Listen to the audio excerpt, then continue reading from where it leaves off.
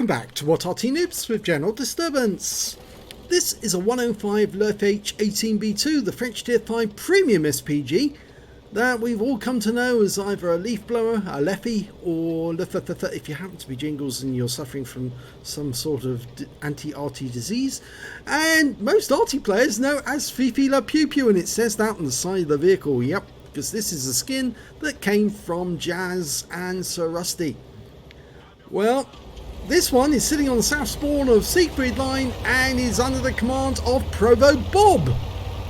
And in this battle there are a number of bots. Yes, I'm afraid you can identify them as the players who've actually got a semicolon before their name and after. And in fact there's 5 bots in this game.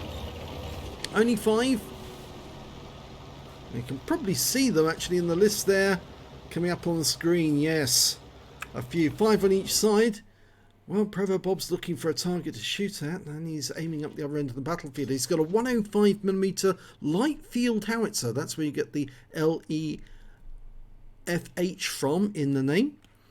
And it can do 410 alpha, and it will penetrate 53mm of armor with 1.91 meters burst radius, which means you can actually get splash. Now, the position he's gone to near the Dragon's Teeth enables him to get shots on that Chinu, and he's dialing in very carefully to make sure the aim is perfect. He fires around in, beautiful hit, right on the front. Now, that's what you get if you dial in and let the aim dial in perfectly on the target. He fires another one in. Unfortunately, that one hits the building. So you see, it does pay to dial in on target. He fires another one in. The Chinu's pulled back, and he missed the chance to get that Type 95 who moved through the screen.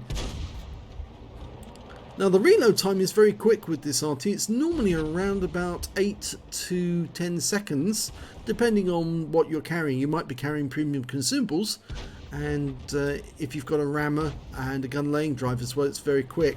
Now he's aiming at that corner because he thinks that the Type 95 has gone around that side, and he's firing blind at the moment to see if he can get them, but you don't get a huge amount of ammunition with this Arty, so it probably pays to hit the targets you can actually see to start with. Well, I don't think he can get a shot on that OI experimental or the M10 because the buildings are in the way. And there's a B1 just around that corner as well, but he can't hit that either. So at the moment, there are a number of enemy tanks in the vicinity, but we can't hit them. Again, he hits the building on a blind shot. I wouldn't waste too much ammo on this because you might need that ammo later on. Well, the OI experimental, being a bit bold, has actually crossed the square, and he's a live player, a real player, and he's going up against, I think it was a DW2, yes, a De Bruxwagen 2. And here he comes, almost loaded. Waiting for him to come into sight. Oh, we lose the DW2. Here he comes, rounds out, nice hit, 110, but that's Stuart, yeah, that was a bad decision. He hasn't got the armour to stand up to the gun on the OI experimental, so it was a big mistake for him to sit there. Now he's anticipating that an enemy tank was going to come around that corner. I think that OI will press that corner again, since he got good results, and he knows there's a Panzer IV-H just down the end of that road. Our Hetzer's just fired it in at that Chinu and T-34, and he's lost quite a lot of hit points, so I suspect those enemy tanks are going to go down that road. But here's a target we can pen. That's an M10 RBFM, very thin armour on that vehicle. He fires around at the OI, 96 hit points from a hit, but he could wipe out that M10 with just one shot if he pens it. Rounds out. Yes, he got him. Yeah, wiped him out. That shell would just go straight through that vehicle. The armour on the M10 is so ridiculously low. Going for a Hetzer, fires around in, hits the building. That one didn't work. The Chinu's now coming out the other side, and he's another tank with very light armour. So he fires a snapshot and gets 40 hit points from a near miss. Even though it's a medium tank, it's still very susceptible. You saw there it went down. The OI's changed, come around the other corner. And unfortunately, we just lost our DW2, or the other one, on our team, who happened to be a bot. Okay, our P43 goes down. And the Hetzer's still there. He's probably got the 105mm gun. It certainly looked as if it was. And now he's just been hit for another 36. He's a one-shot. I think he's still sitting on that corner. ProvoBob fires another round in, but he's not there anymore. Okay, so ProvoBob's got a view range of 390 meters. The Fifi is the Arty with the most view range in the game. So he's probably going to see the enemy before any of his teammates do. Although a Valentine, who was AFK for a long period during the map, has suddenly come to life and he's moving forward, but oh, we just lost another DW2 who was out in the field just after he killed an M8A1. Well, that T-34 has stopped in the bush next to that bunker, and ProvoBob's styling in. He'll probably get a hit with this. He got a kill! Took out the T-34. So, how many enemies have we got? Well, it's 6 versus 3 at the moment. Ouch. Hetzer's on the move. Unfortunately, it landed short, but it was a good leading shot in terms of the shell did land in the direction. Fires another one in. Oh, that's good. Right on the money, that one. Okay, he's 23 rounds. He's got more than enough to deal with all the enemy. 5 enemy against 3 now. And unfortunately, I think that he's actually facing these enemy with only 1 live teammate in the IKV. But that is a bot. The B1 there, the Char B1, the vehicle that this Arty was derived from, is a bot. And he's just got 110 hit points off him. The bot's changing direction. And he gets the kill. Overwhelmed the armor with a 105mm shell. And, oh, there's a Largo out in the field, and he's probably within view range now. Our 6th sense will probably go off any second. We've lost sight of him, but he is there, and if he fires at us, we'll definitely see him. Okay, we've got sight of him now. He has seen us, and he's a live player. He just hit us in the tracks, and ProvoBob finishes him off, but he'll have to move now because there is an enemy Arty. He's in the SU-122A, and he has got a kill, so ProvoBob has to make sure that he doesn't get a direct hit on the spot where he was last seen. Okay, so it's 2 against 3 now. And the question is, where is the enemy? We know that the enemy's got a Type 95, an SU-122A, and an Archer. Oh, the Archer's been seen! The IKV found him. ProvoBob needs to turn around and deal with that guy. He's probably going to hide in a bush, seeing as he's a tank destroyer. ProvoBob's aiming. He knows exactly where he was last seen. Let's see if he can get a blind shot kill. Dialing in on the bush. He's in that bush. Believe in the bush. Yes! And that's a Top Gun. Excellent shot. Didn't need to see him. He knew where he was. And yes, he got it right on the money. So 2 against 2 now. That's a little better odds. And in fact, the odds are now favouring ProvoBob's team because the Fifi is probably the best Arty, the best premium Arty in the game. It is only one of 2 premium Artys in the game anyway, but no, it is very good Arty. It's a bit slow, very sluggish, but it's a very good Arty. Well, the IKV is staying behind near the cap at the moment. And that's a good thing because that means there's a pretty good chance that if the enemy does come back, we're going to see him.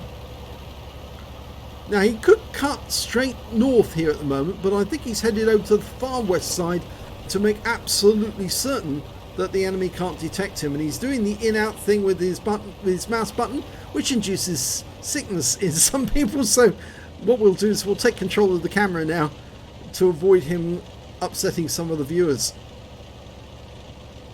The Germans only made 16 of these Artys, only 16, and they didn't see service on any of the active fronts of that the German army were fighting.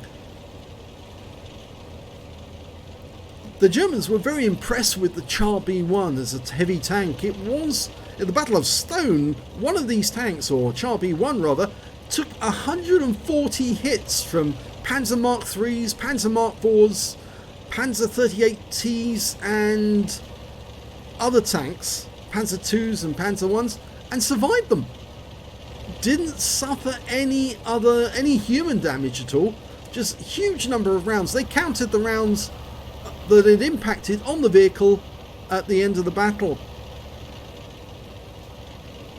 Very impressive. They, in fact, Guderian, General Guderian, one of the Germans' best tank generals, actually said that he was very impressed with the after action report on this tank. But I think the Germans considered that the Char B1s, with their technical unreliability, were not suitable for use directly in battlefields. They were a bit outdated. Good armour, but it had very poor weaponry. Of course, it did have that front-mounted gun, which of course the Germans removed when they used this as an Arty. Of course, you don't need a 75mm gun sticking out the front of the vehicle when you've got a big 105mm gun right on top of it. And of course the 105 light howitzer was in fact the most produced artillery piece by the Germans during the Second World War. And many times people who thought that they were actually being shelled by 88s, such was the fear of the 88 anti-tank gun, or the flak gun rather, that when they were being shelled by 105mm rounds, they said, oh, it must be the 88s. But in fact it was the 105s. The Germans used the 105mm rounds for counter troops, counter tanks, but it was the 15cm guns you find on some of the other German Arties. They were used for counter battery, so they were used to take out enemy Arty positions, as well as anti-tank missions too. Well, he's reached the other side of the map and no sign of the Type 95. He's just checking around the corner, just in case that Su-122A was hiding out in the field. He would have spawned in the field, but he's not there. And we haven't seen him for so long, and the IKV's come north, so I suspect the Su-122A might have gone south on the east side of the map, and that's why the IKV didn't see him. But he definitely wasn't in the field. And now we're going to find out if he's still guarding the cap. No Sixth Sense gone off so far.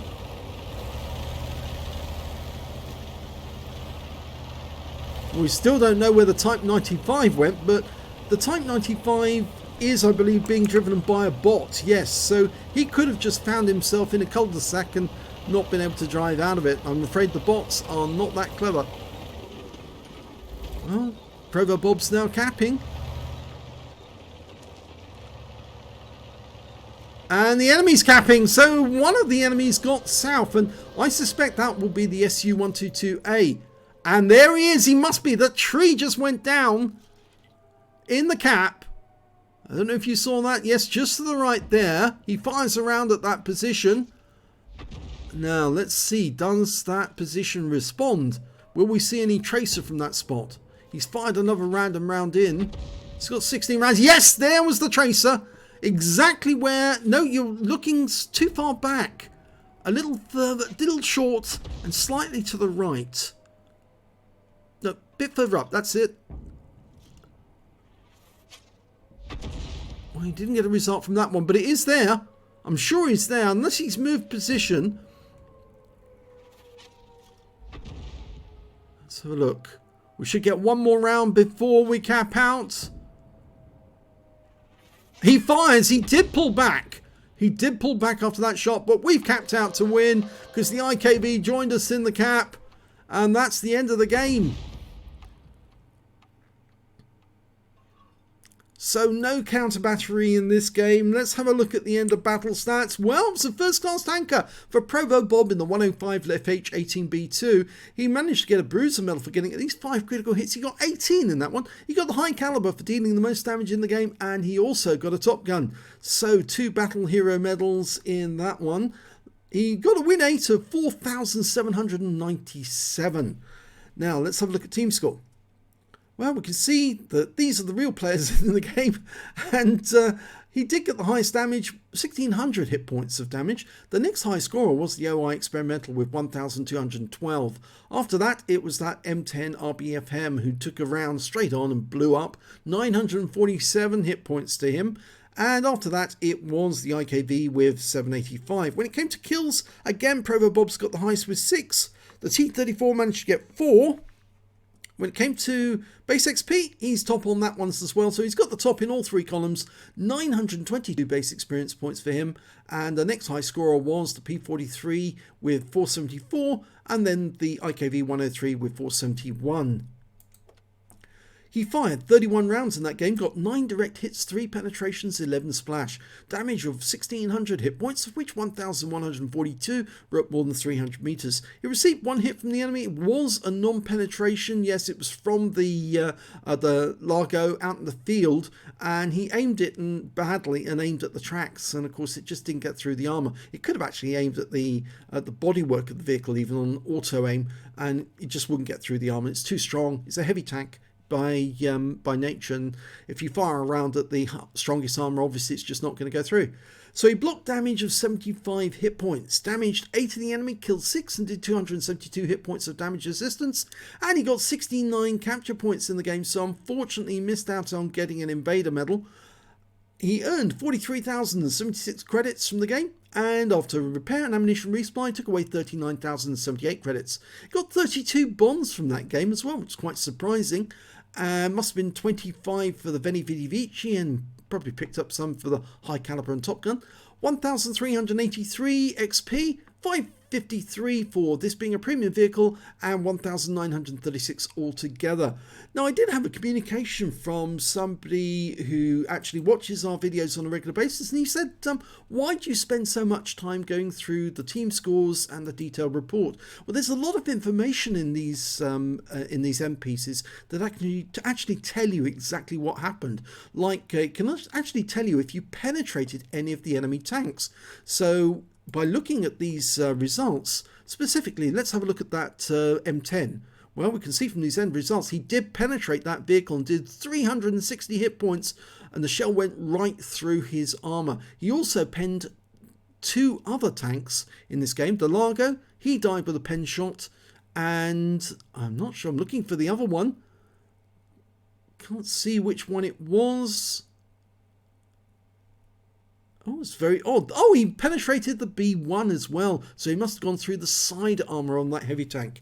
Very well done on that. So yes, this extra information you get at the end, that by actually going through the results, actually tells you a lot about the battle. And that's why I like to do it, because there's little things you learn from this that you didn't learn in the battle, because it won't tell you that. The end results won't, but or the results that they come up on the mods won't tell you. But the end results will actually give you a better understanding of what went on in the battle. And so I do like to give in detail. Now, I don't read out the repair and ammunition costs. I do read the credits earned, because obviously that gives you a better understanding of what's been going on, especially if you are reading from the What Replays site, because it doesn't always give you the correct information. What Replays is a habit of missing off some of the information that they should be giving you, but the Salty Jedi site actually does give it to you. So does Des Gamers and the other record sites like that. So it's important to actually understand what's going on in the battle. And if you actually feel that I shouldn't actually go through these results and just give maybe the description of the statistics, the total credits earned and the total XP earned, and not going into the details, say so underneath the video, and obviously I'll take that into account. And if enough people say, yep, I think you should miss out on that and make the video slightly shorter, then we'll do so. But At the moment, I think most of the players who actually do send replays to us actually appreciate having most of the information provided and read out so that they can actually then enjoy exactly what actually did happen and an explanation of it. So if you enjoyed that replay, please give this video a like and do subscribe to our channel. We don't have that many subscribers, which again is surprising considering the number of videos we've put out. And I think word has got out now that we do have a channel where you can get your video online, because we are getting contacted quite frequently by people sending in a replay and saying, would you actually put our replay up? And we're happy to do so if you've earned some Battle Hero medals or Epic medals, because people like to see a really good battle by an ordinary schmo or even a Super Unicum. And we do have Super Unicums who send us their replays on a regular basis. So yeah, do follow our channel and subscribe to it. And then the more subscriptions we get, the more views we get, then we earn more receipts from YouTube, and we put those to good use by giving them away as prizes for the members of our group so that they get to benefit from all the views they've done. So thanks very much for watching.